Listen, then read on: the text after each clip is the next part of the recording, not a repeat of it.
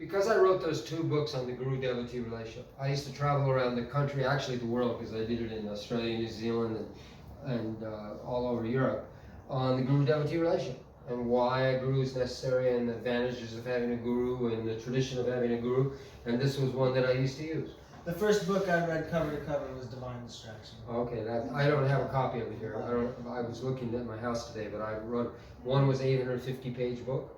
Wow. And when I love the God, man, when Adi Da got the book one day in front of the whole community, he held the book like this and went, about how heavy it was, and then he said, you need to abridge it. So then we did an abridgment of Divine Distraction.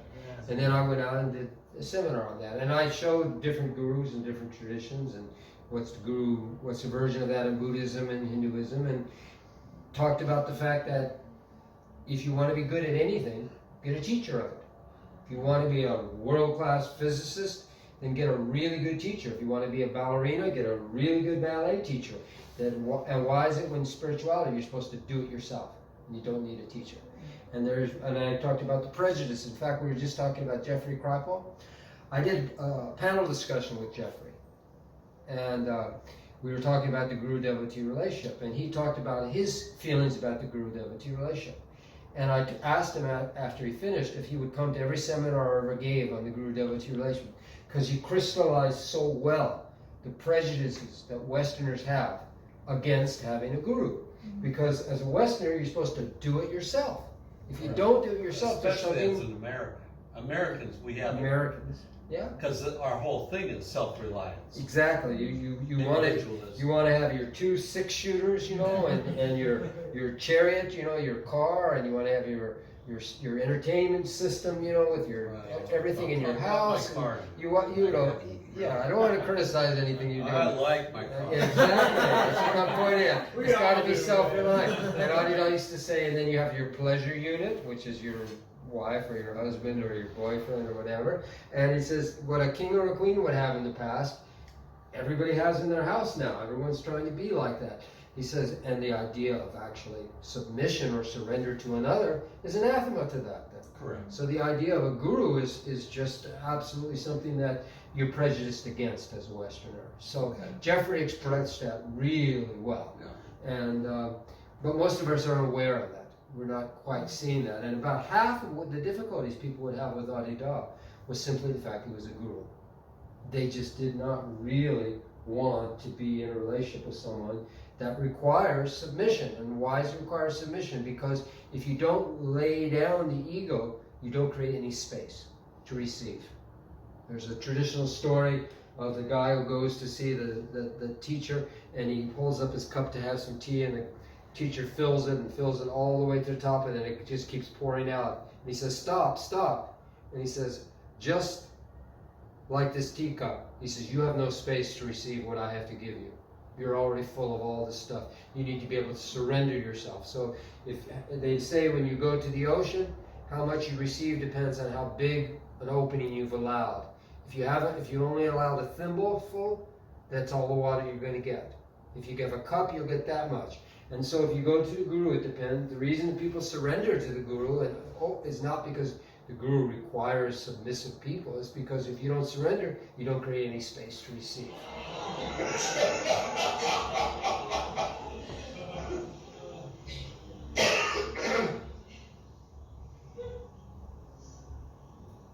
So, people who are intolerant to spiritual masters who think the gurus are what's wrong with it all are the most misled of all. Where do they think they're going to get the truth from?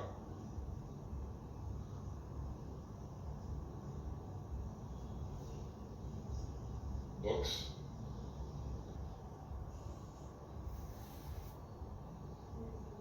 The ego.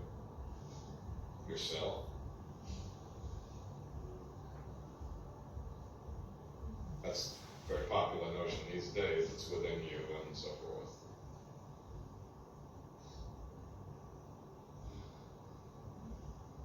No, it isn't.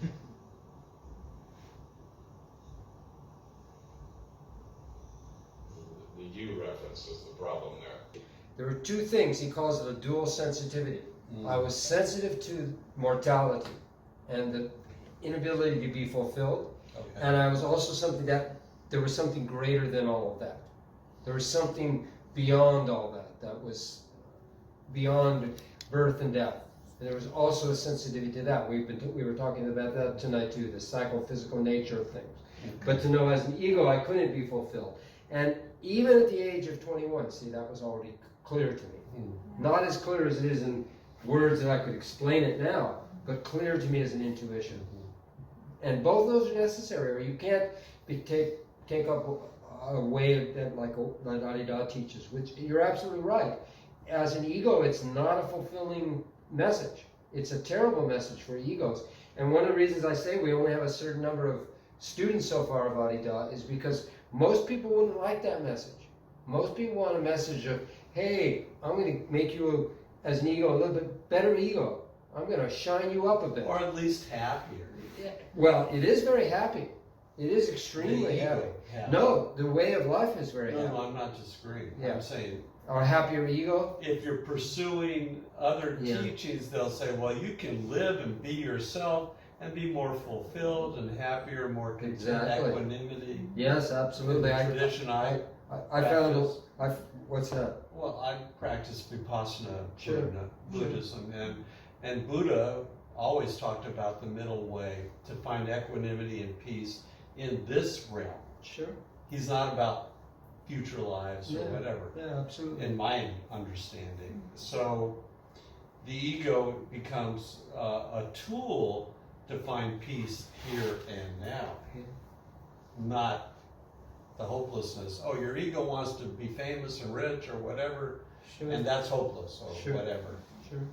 Well, Adi Da, in his language, will talk about ego transcendence. So he talk about transcending the ego as an actual practice, moment-to-moment practice, which is very similar to a Buddhist practice as well.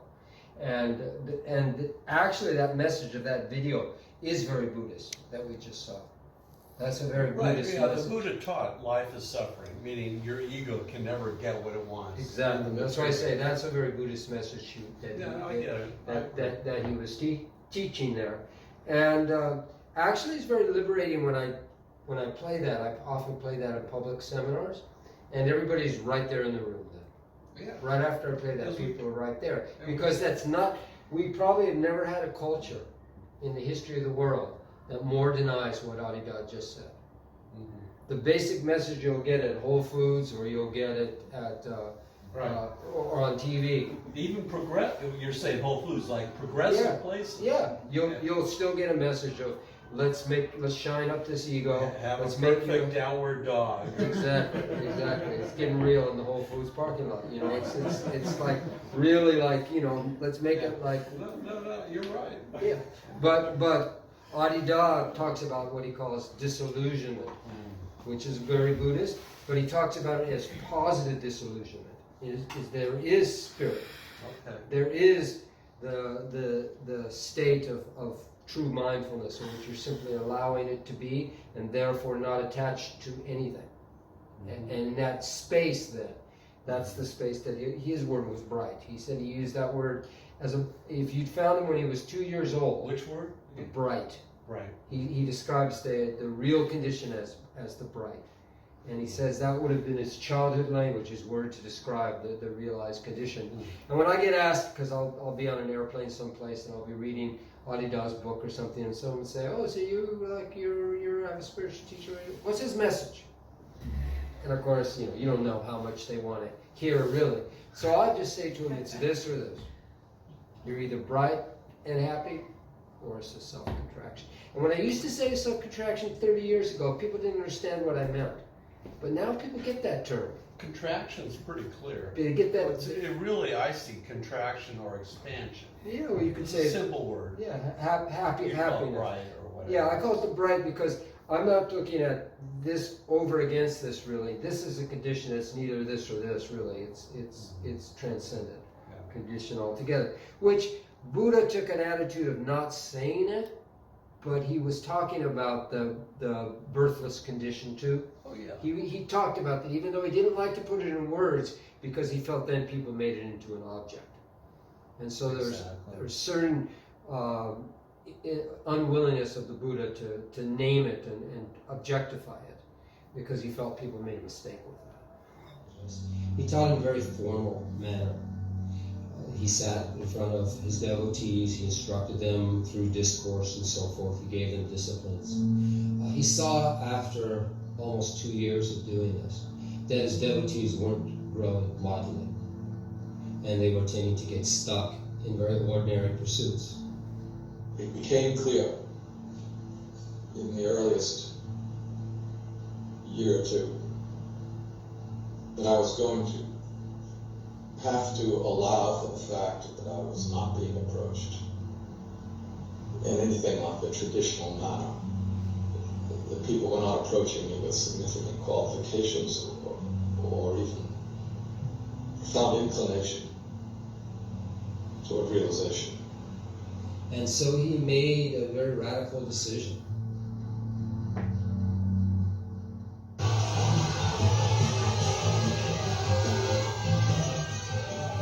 I abandoned the sort of natural distance between myself and them. The guy there sitting formally and talking in the back room in the hall. And just started to live with them. And started to have parties with them. Not a single reflexive thought. Not a single self-referential thought. Dhamma.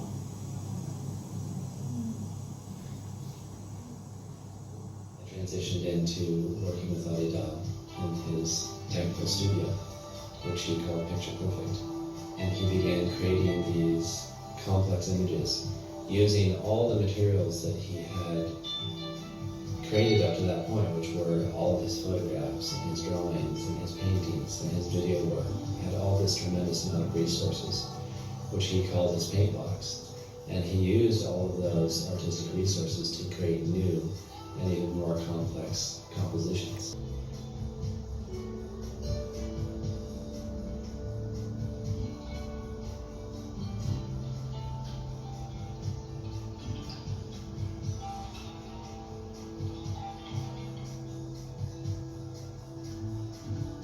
The Venice Biennale is probably the most important and prestigious international exhibition for contemporary art in the world. For Adi Da to be invited among hundreds of nominees as an official collateral is certainly a recognition on the part of the Biennale Committee of his importance as a force, as a new force in contemporary art. And for Adi Da, this was even more significant because he chose it as the form for his appearance on the world art scene. He was extremely focused. From the time he woke up to the time he went to sleep, it was his work every minute. He took no breaks. By this time, Adi Da had already created an extensive and elaborate teaching of over 80 volumes. This included 3 volumes called the Orpheum Trilogy, which is a work of literary fiction describing the nature of reality through stories and drama that can be performed theatrically.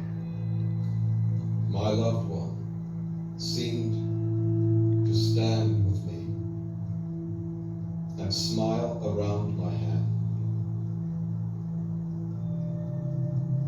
But our small love was only 2, and not the one we thought.